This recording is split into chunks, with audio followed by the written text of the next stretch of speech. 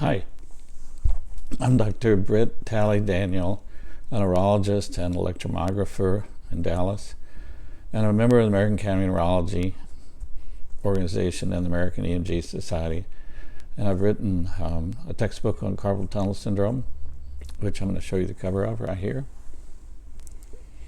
It's in a series I'm writing of common clinical syndromes a neurologist would see in the office. This is the second book out of that group. All right, the question with today's talk is going to be, how does cortisone injection in the wrist help carpal tunnel syndrome?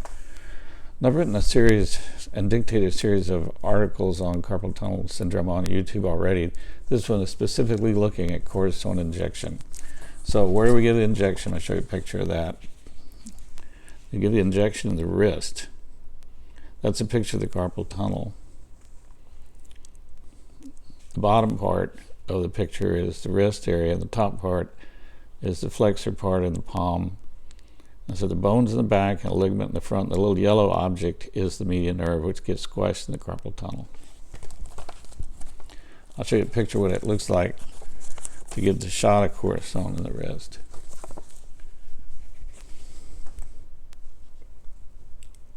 Looks like that.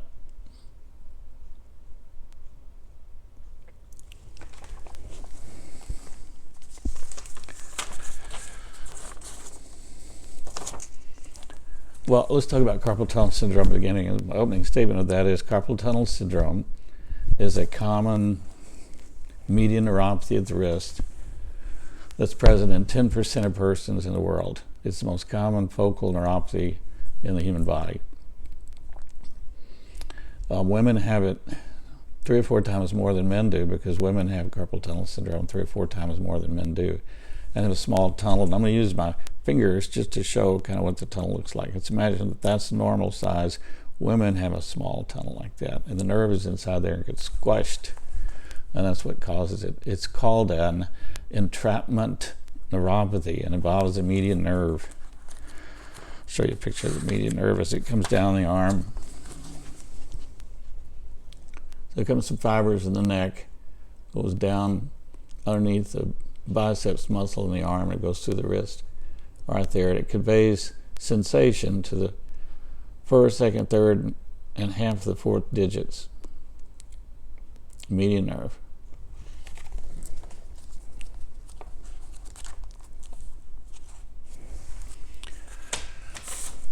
Okay.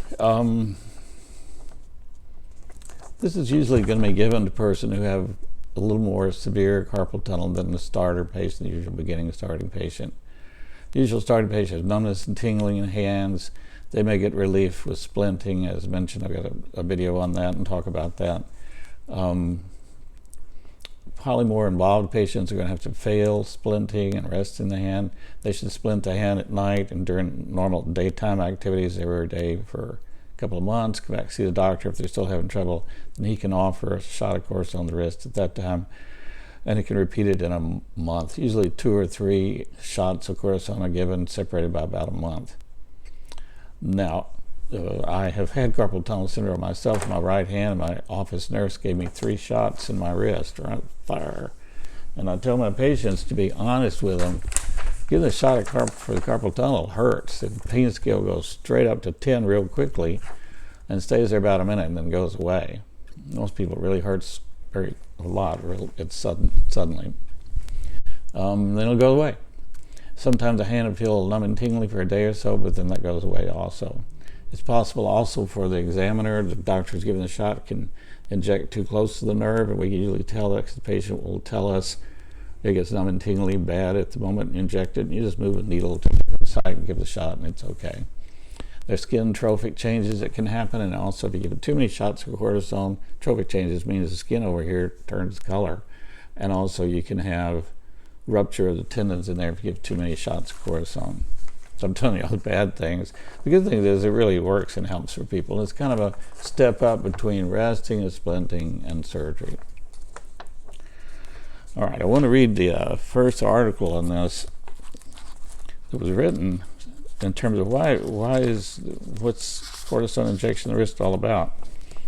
And so there were some French doctors who in 1913, writing in an article by Marie and Foix, F-O-I-X, a comprehensive clinical and pathological assessment of a non-traumatic median nerve lesion at the wrist. And they reported this to the French Neurological Society, a case of an 80-year-old man who had bilateral thenar eminence atrophy. Thenar eminence atrophy means the thumb base muscle here, which is innervated by the median nerve, was gone. So the nerve getting to the muscle had died, and the thenar, which is called this part of the thumb base, was atrophic or small, degenerative.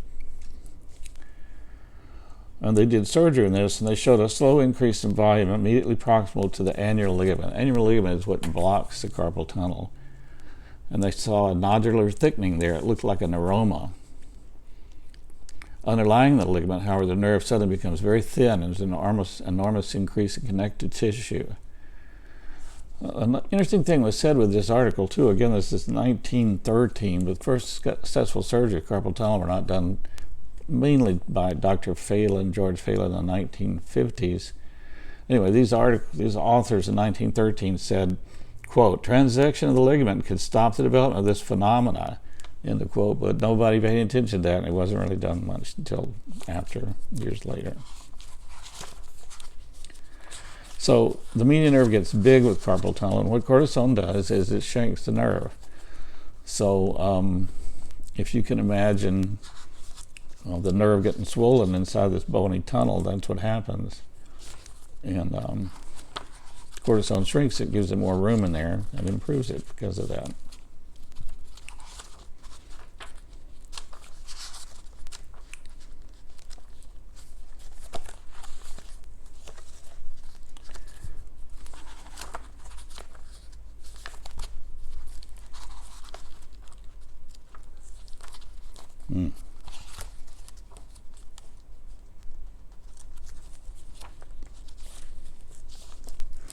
Okay, so the cortisone injection involves injecting methylprednisolone, a small, usually a 27-gauge needle, through the skin at the first crease and the wrist. It goes through the transcarpal ligament and directly in the carpal tunnel.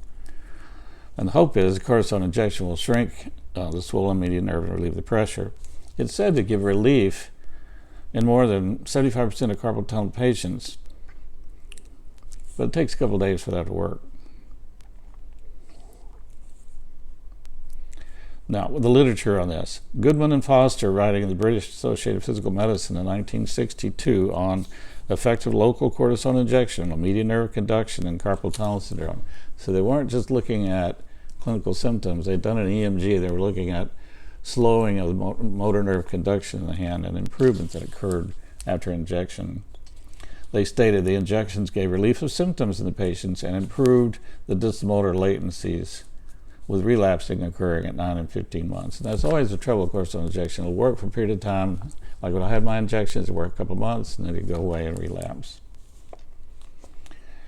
Padu et al. Presented a paper in 1996 entitled A Pilot Investigation Developed Instrumentation for the Efficacy of Cortisone Injection for Carpal Tunnel Syndrome, a single-blinded study.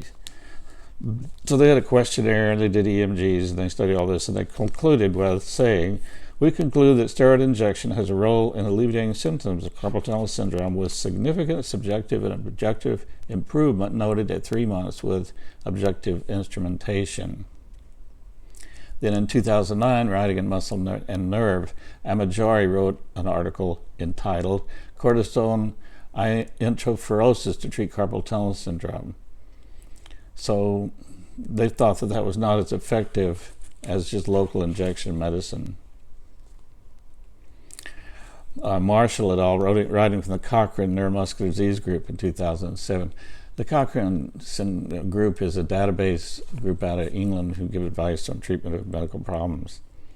They did a huge literature search, Medline, Embase, and all this stuff. They stated local cortisone injection is a common non-surgical treatment for carpal tunnel syndrome. All right.